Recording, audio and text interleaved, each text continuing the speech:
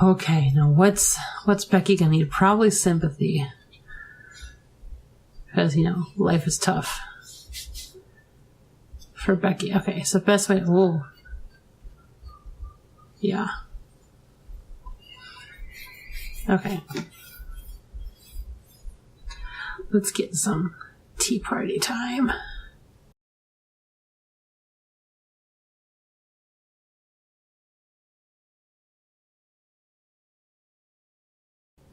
Got belief.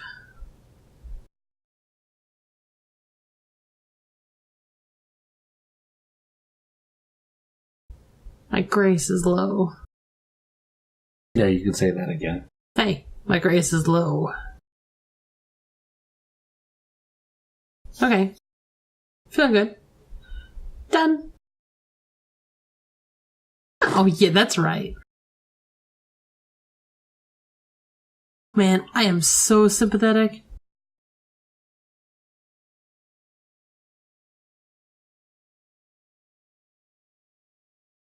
Okay. So, look at that. I got 6, 7, 8.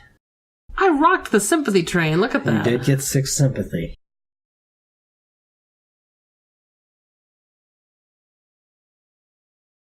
I want to pick the French lady just for you so you can have that event. Oh, suddenly I think you're French now. Oh, no, you forget I'm Spanish, not French. No. Mademoiselle, there is a letter for you. A letter from Papa. She took the paper into her hands, not without the faintest twinge of dismay. She was glad, beyond glad, to have word from her beloved Papa, and yet such a letter made her realize she had not much thought about him for days and days. Papa will be glad that I had found so many things to fill my days. I should not feel upset. Banishing guilt, she drew out the letter and began to absorb its contents. My dear little Mrs.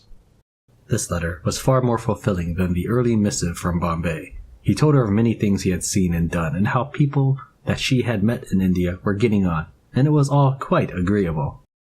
And then, the most exciting news. A friend of mine from my schoolboy days came to visit me here in India, quite unexpectedly, to let me know of a piece of good fortune. He owns a large tract of land, too large to have seen every detail of it himself, but recently has made a remarkable discovery, a deposit of diamonds. He is now engaged in developing the mines to bring out these diamonds, and if all goes as he most confidently expects, he will become possessed of such wealth as makes one dizzy to think of. And, because we were fond of each other in our school days, he thought of your old Papa and offered me the opportunity to share in this enormous fortune by becoming a partner in his scheme. Diamonds? What is that? Is your father sending you a gift? You are too young to wear diamonds in English fashion. Diamond mines. Sara's mind was filled with images from the Arabian Nights, deep caverns beneath the earth, sparkling stones studded into the walls and ceilings, dark-eyed dwarves digging them free with heavy picks, heaps of discarded treasure shimmering with enchantments. Can such marvelous things really be true? Uh-oh. What's she doing back? It was all too much to put into words. She handed the letter to Mariette to read, then picked up Emily from her chair. Have you ever seen a diamond cavern, Emily? Have any of your fairy friends been there? Perhaps they could say hello to my Papa for us. She hugged the doll to herself, her eyes glimmering crystal bright. Someday we will see them together, my Papa and I.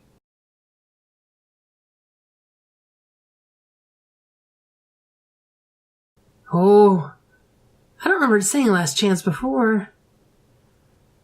I'm willing to bet you can't do it all, like you have to choose. Becky leaned back in the soft, comfortable chair and listened as Sara spun a story for her. This tale involved a king who had 2 daughters but no sons, and who was under a terrible curse that only a hero who traveled the witch's road could lift. Each daughter swore to do her best to save her father, and thus they each outfitted themselves and went on their separate journeys. The elder had hair of gold, and she wore bright silver armor and carried a thin-bladed sword with a hilt like a bell. The younger had hair of midnight and wore a dress of soft flowing blue. She carried no weapon other than her words and her kind heart. Becky was so entranced by Sara's voice that she forgot for minutes at a time to keep eating the slice of cake she had been handed. The elder princess chose the fiercest horse in the royal stables and galloped along the witch's road at great speed until she came to a metal bridge over the river.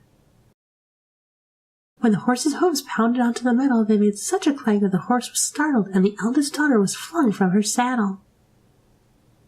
The younger princess did not want to tire her favorite pony by making him carry her, so she walked down the witch's road holding his reins. They went much more slowly, but at last they reached the bridge. Her gentle pony didn't want to touch the metal bridge, but he trusted the youngest daughter, and she soothed and petted him, and together they crossed the river. As Sara's story continued, the kind younger daughter encountered a monster which terrified her and required her bolder sister's approach to chase it away. Eventually, the two princes learned to work together and progressed to the end of the road. And there, inside the twisted brambles of the witch's hut, they found their father. Was the curse broken? I was cursed, he said, because I had no sons to rule after me. I built this road myself as a test. But now the two of you have learned your strength, and I know that you can rule together. Oh. Becky folded her hands under her chin and let out a fond sigh. Could two princesses really rule a kingdom, miss? I don't see why not. Our queen was a princess once. Guess it's so. We're the two princesses. That's why we're on the title page. This is way too coincidental. Us and Emily. Well, Emily's not on the title page. That's what she wants you to think. Maybe if I change the game's clock to October 31st. Oh, yeah.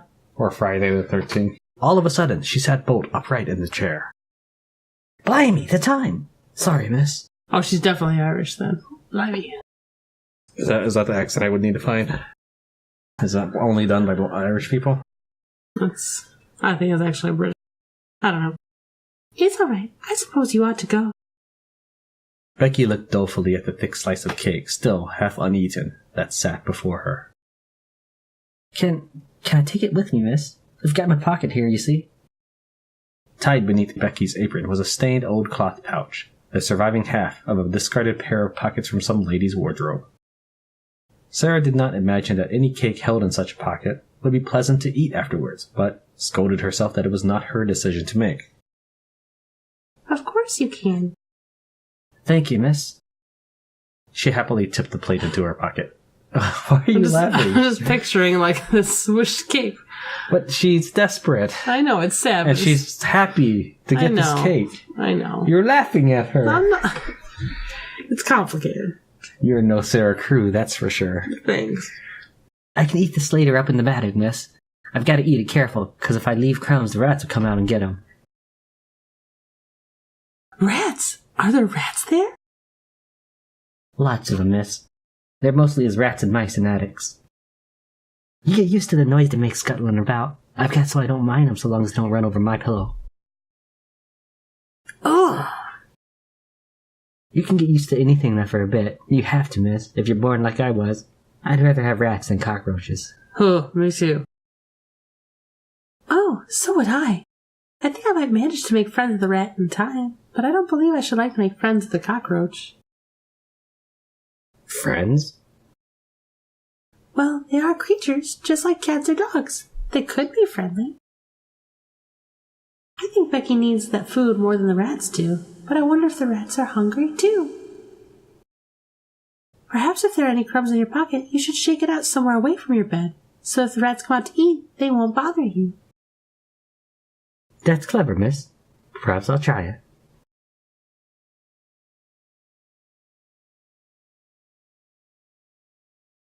Had Sara's father invested in any other business venture, it would have held little attraction for the rest of the students. Diamond mines, however, captured the imagination, and the girls could not stop whispering. They knew little about the details of mining in faraway lands, but fairy tales they understood, especially with a teller such as Sara among them. Tell me the part about the dogs again, Sara Mama. Deep underground, beyond the passage with the lamps, there were 4 doorways, and each led to a different kind of treasure: copper, silver, gold, and diamond. The first was the room of copper. Copper lanterns hung from the ceiling, and copper pots lined the walls, and over the floor was spread a blanket of copper coins. But the guardian of this room was a dog with copper eyes as big as saucers, and a mouth full of rough-edged copper teeth. Not everyone was quite so caught up in wonder. It's a silly fancy like everything else Sara says. I don't believe such things as diamond mines actually exist. Well, people have to get them from somewhere.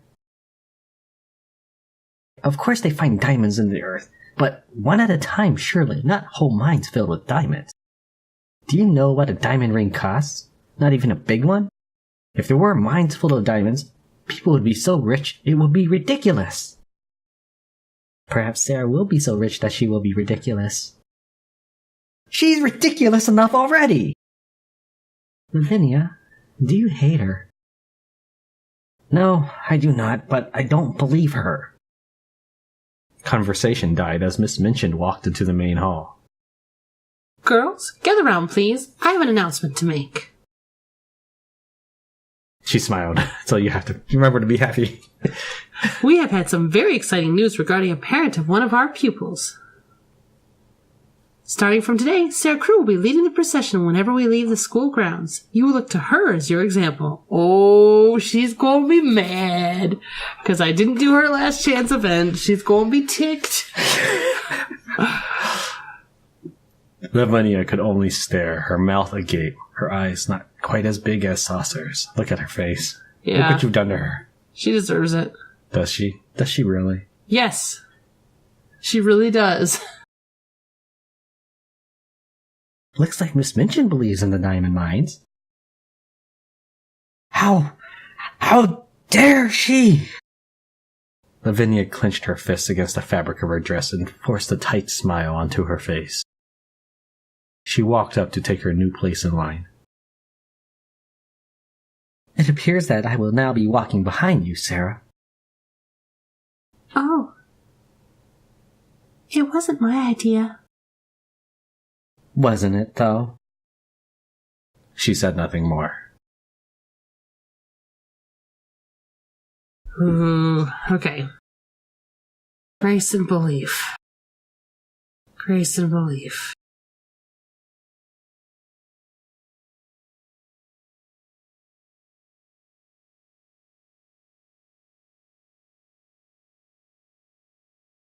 That one, so I can pick up some knowledge that way too if I get lucky. Okay. You should try to pick up some knowledge. Oh, you're funny. Done. Of course.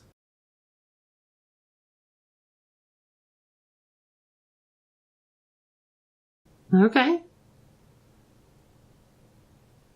Well, you know.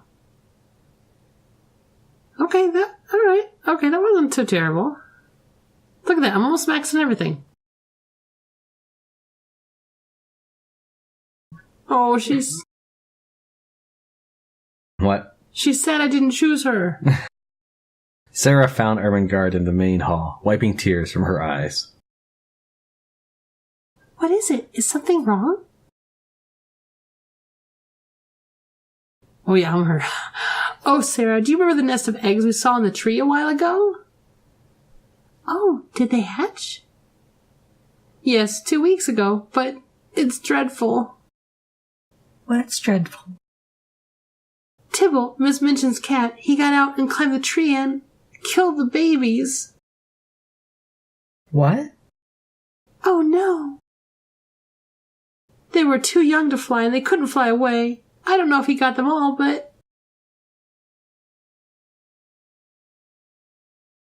Sara's sorrow was more for Ermengarde's disappointment than for the birds. She had only ever seen them as eggs in a distant nest, never as living creatures, and had expected them to fledge and be gone before her thoughts returned to them. But Ermengarde had spotted the nest from her own window, had clearly returned to that window time and again to watch over them, had imagined for herself the companionship they might have shared as pets. Ermengarde had made the baby birds a part of her life without disturbing their freedom, and for her it was a true loss. It's not Tybalt's fault. What? It's not Tybalt's fault. He's just a cat. Cats bite sometimes. I didn't She wiped a hand over her wet face. say I was angry at Tybalt. People can be sad when bad things happen without having to blame anyone for them. Sometimes it isn't anyone's fault. So you won't hurt Tybalt?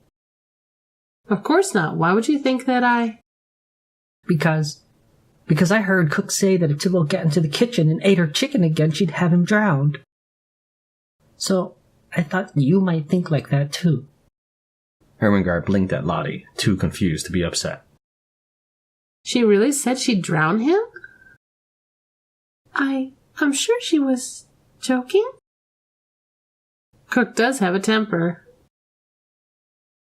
Cook's not very nice to Becky. Cook's not very nice to anyone. We don't know that. She might have friends or family elsewhere. She's probably nice to them. Sara didn't think it was right to condemn a woman she barely knew, even if everything she'd heard from Becky and Mariette was less than flattering. She's probably nice to Miss Minchin. Miss Minchin loves that cat, though. She'd be very angry if anything happened to him. There, you see, Lottie? Cook wouldn't hurt Tybalt. No one's going to hurt him. Sara hugged Ermengarde close. I'm sorry about your birds.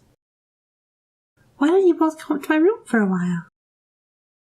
And Sara led her friends away, prepared to pamper them and distract them from their worries, like the perfect hostess.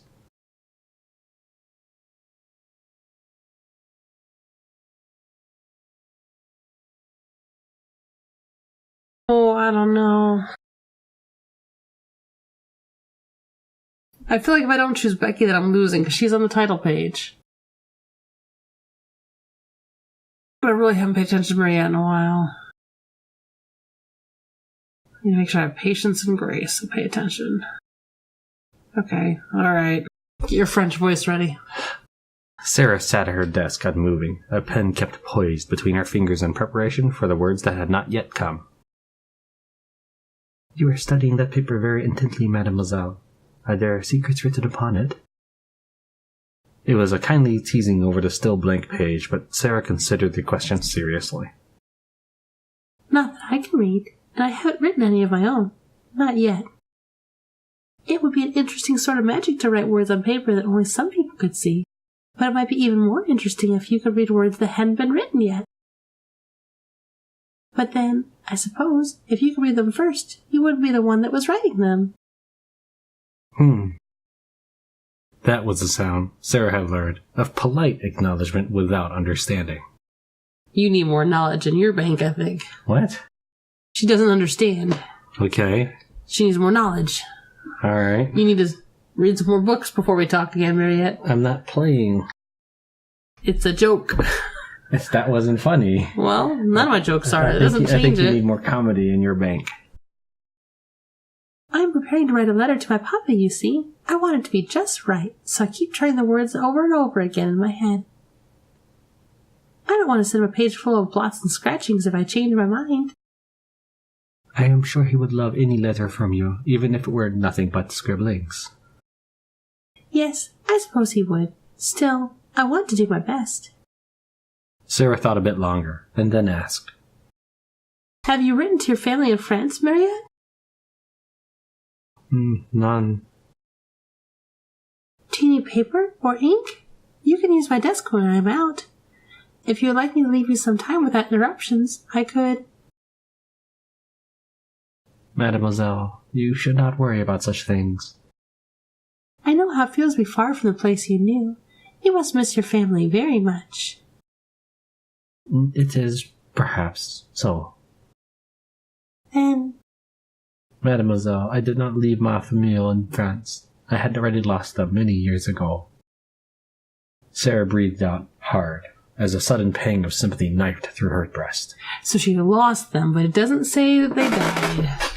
There's something going on here. Yes, maybe her daughter's Emily. Yeah, because they look so much alike. Well, she looks about as alike as her and Sara. They've got black hair. It's something. You are an orphan? Of that, I do not know. Seeing the concern on her mistress's face, Mariette was compelled to explain herself. Mademoiselle, it is very difficult for a woman in service to raise a child. You cannot work with a babe in your arms. What? She's talking about her or her mom? My parents left me in the care of a couple who owned a small inn in Limoges. That is where I grew up. My mother visited me as a child when she could. It was not often. Then one day, I realized she would not come back. I do not know what happened. There was no word. She only did not return. I believe that she must have died. I do not think she would have abandoned me by choice. If Sara had been older and Mariette younger, she would have hugged and comforted her. For Sara was a tender-hearted soul. It was more difficult, in this situation, to know what to do. Mariette did not seem to be greatly wounded by her loss, only wistful. Perhaps it was so long ago that, as with my own mother, she does not much remember or miss her. Or perhaps it is because she is an adult now, and she thinks that she must be strong. Whatever the case, I think you are right. Your mother must be in heaven now, watching over you. I am certain that she was a kind and loving woman, and that she would never forget you. Ah, how do you know this, mademoiselle? She rose from her desk and stood straight. Because you are a kind and loving person who looks after others. You are not my mother, but you are like a mother should be. So I am sure your mother was just the same. And then Mariette did something unusual. For no particular reason, she reached out and laid her hand atop Sara's little dark head. It felt warm. Merci, mademoiselle. I'm a good person.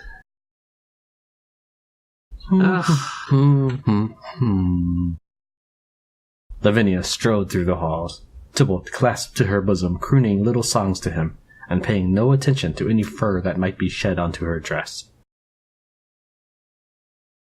She's been carrying that cat around all day. Gossiping about your betters, Ermengarde? Wow, harsh? You had better be careful. Bad little birds who squawk and squeal get gobbled up whole. I do not like you. Lavinia threw her head back and laughed. Tybalt stirred in her grasp, yowling faintly. That is one unattractive kitty. Looks like a dog or something. Something's wrong with its face. Shh, shh, my prince. Yes, you are a good kitty. Shh. That's what cats do, you know. They eat the weak. The sound of her humming marked her passage as she moved out of sight. I think she set that cat on the birds on purpose. I'm sure she wouldn't do that. You heard what she said. She was laughing at me. That doesn't mean that she... No, I won't believe it. She said what she said to taunt you, and that was very unkind of her, but she isn't a wicked person. Not really. It would be wrong to accuse her of something so dreadful. You are too charitable. Lavinia is horrid. I know, you're always kind, and I'm glad that you are, but she doesn't deserve it. It isn't so much about what she deserves. Kindness isn't something you should have to earn. A princess should always be kind, whether it's to a noble, or a peasant, or a witch. Sometimes being kind to a wicked witch is the only way to break her spell. Or to make a friend. I wish Lavinia would be kinder to others. So do I. Alright, so this is week 18, so we'll do this as the last week, and then we'll stop. Okay, we need some sympathy. I could max out this week, you realize this, right? Possibly.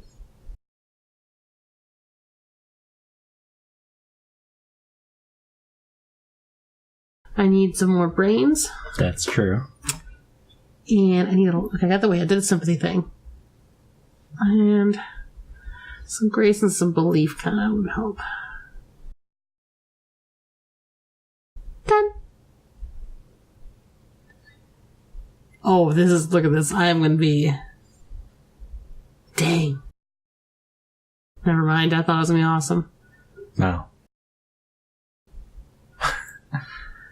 Oh, come on, I need the sympathy. Oh, come on. You got 3 sympathy and 3 knowledge for the week. I'm so close. I'm only 4 away from perfection. Yes, but you're going to spin some of it now. Well, not necessarily. I could skip the week just so I could be perfect. Yeah, I know. Sara, may I come in? Of course. This may be a foolish question, but do you know where Lavinia has gone? Oh, she left because I didn't do her events, and now she's going to go do something bad. Because I didn't fix her. Maybe she'll kill the scullery judge. What, Becky? She has a name. Maybe Emily. Ugh. Is she not in her room? No. And I don't know where she is. Perhaps she went out to have an ice. She must have gone out somewhere, but she didn't tell me that she was going. I feel like in the past weeks she's spoken more to Tibble than to me. She's obsessed with that cat. She's even taking it into her room to sleep with. I'm supposed to be her best friend, and... Jessie looked down, hugging her arms around herself. Sometimes when you're feeling sad, it's easier to talk to someone who can't talk back. Someone who will just listen. She looked over at the doll, displayed in pride of place. Emily is a very good listener. I'm trying to think something dramatic to say there, but I've got nothing. You think Lavinia has trouble she isn't telling me about? I don't know. You know her better than I do. That would turn myself into a cat if I could, if that would make her happy. It doesn't usually go well in stories when a princess is turned into a cat. That means she's under a curse. Oh, I'm no princess. You could be if you wanted to. Anyone can be a princess if they're willing to work hard at it. That's only pretend. I think princesses who live in castles are a kind of pretend too. Because we pretend that they're different than we are just because of where they are born. You are a queer sort of girl sometimes, Sara Crew. Maybe you're the one who was born different. What? I just don't know how much time I have. I don't know if I need to really prioritize people or if I can, catch them all, so to speak. Just pick who you want to know more about. Well, Becky, of course. There's more going on here. Poor girl. Let her eat cake. I regret this already. Sara picked up her doll and smiled at her, and she smiled back. You are looking a trifle tired today, Emily. You must have been very busy while I was out of the room. Hiding the bodies. Lavinia, for starters. Oh my.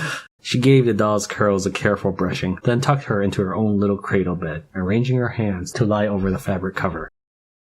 I think you'll feel better after a nap. I'm hoping that Becky will come to visit today, but we'll try to be quiet so we don't disturb you. With the air of an expectant hostess, Sara moved around the room, running her hands over shelves and turning cushions to be just so. The room was already perfectly neat, of course. Sara was not an untidy child by nature, and anything she might have disarranged since Becky's last visit would have been set straight by Mariette. Still, it seemed the sort of thing a princess ought to do. Looking your best shows that you care about your visitors. Having reassured herself that everything was just so, she settled in at her desk with a sheet of sums to work for the classroom. £2, 12 shillings, 8 1/4 pence, plus £1, 14 shillings, 5 1/4 pence. That's 2 farthings, 8 5 pence makes 1 shilling and 1 penny. Addition and subtraction were simple tasks, but the complications of British currency were such that they needed to be practiced over and over again to be certain one did not forget. Becky's arrival was even more delightful when it meant putting those repetitive worksheets away. Becky! Come in, please sit down. She lowered her voice to a conspiratorial whisper. Emily is resting today, so we must be calm and quiet for her sake. That's all right, miss. I'm tired today, too. I've made a wonderful discovery to share with you. I was out of the shops looking in windows for things that might fit neatly into your pocket and not fall to crumbs. Look. With a proud smile, she produced a tray of 3 little meat pies sealed up tight with glazed crusts. Becky's eyes quite sparkled. Oh, miss, them would be nice and fillin'. It's fillingness that's best. Sponge cake's an heavenly thing, but it melts away like, if you understand, miss. These will just stay in your stomach. I don't believe it'd be a good thing if pie stayed in your stomach for always. That line of thinking led somewhere indelicate, so she quickly abandoned it. I do hope they'll be satisfying. I wish you had told me before about the cake. I could have brought something else before this. Beef sandwiches, perhaps rolls, or bologna sausage. All that? For me, miss? Of course, why not? I like to share food with you. I like to see you enjoy yourself. None of the girls here ever enjoy cook's meals half so much. But I might never have guessed you wanted something other than the cake. Why didn't you tell me? Oh, please, miss. No one's ever been so kind to me before, not even my own mom. How could I ask you for more? How could I? Were you afraid that if you asked me for something and I said no, that I would be angry with you? Yes.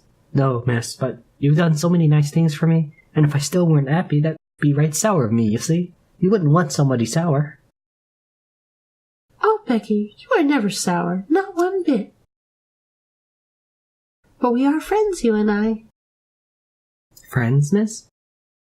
Of course we are. And a friend isn't upset when a friend asks her for something, even if she might have to say no. I could have done this for you sooner if you hadn't kept it a secret way you wanted. Let's promise never to keep secrets from each other ever again. She held out her hand to seal the pact.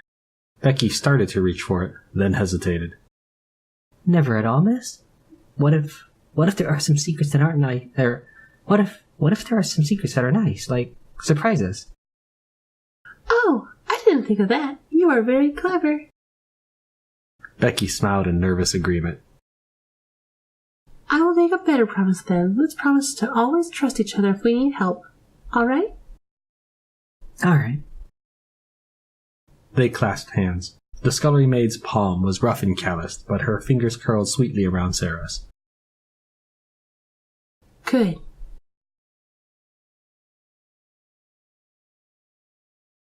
The sound of angry voices drew Sara into the hall. You've been touching my things, haven't you? No, miss, I hadn't. Didn't you clean my rooms? Yes, miss. Then you touched my belongings, didn't you?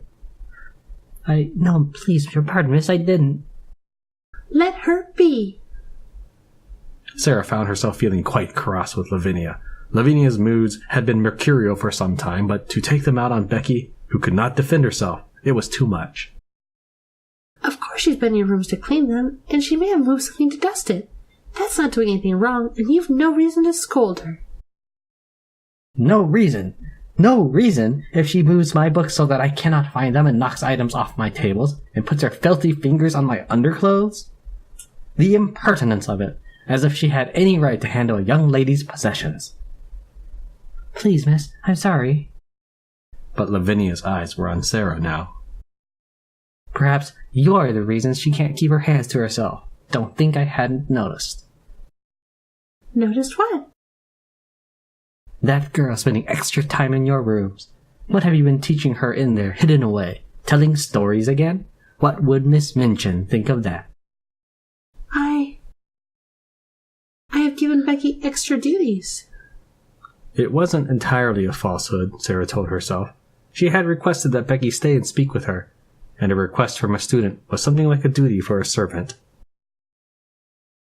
If you told Miss Minchin, she would wonder why you were interfering. You?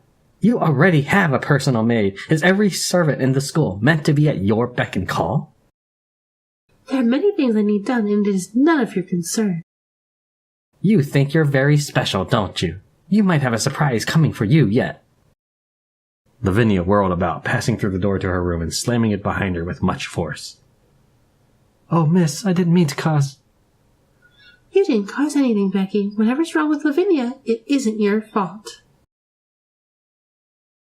Alright, so it is 10:30 p.m. now. We've had to go AFK quite a bit. Did we ever mention that we came back from AFK earlier? No. Alright, well. So we've had to go AFK quite a bit and have had to stop throughout the day, but we managed to get, 6 weeks done, so that's good enough for 2 episodes. Thank you very much for watching Trans play A Little Lily Princess. Thanks for watching. We'll see you next time. Uh-oh. What's she doing back? It was all too much to put into words. She handed the letter to Mariette to read, then picked up Emily from her chair. Have you ever seen a diamond cavern, Emily? Have any of your fairy friends been there? Perhaps they could say hello to my papa for us. Repeat that once I finish this. Because you've told her to slay. I did? Perhaps they could slay. You're telling Emily's friends to slay. You get used to the noise they make scuttling about. I've got so I don't mind them, so long as they don't run over my pillow. Oh. Hold on, I need to read that. I need Sorry. to reread that line because someone's barfing while I'm talking here.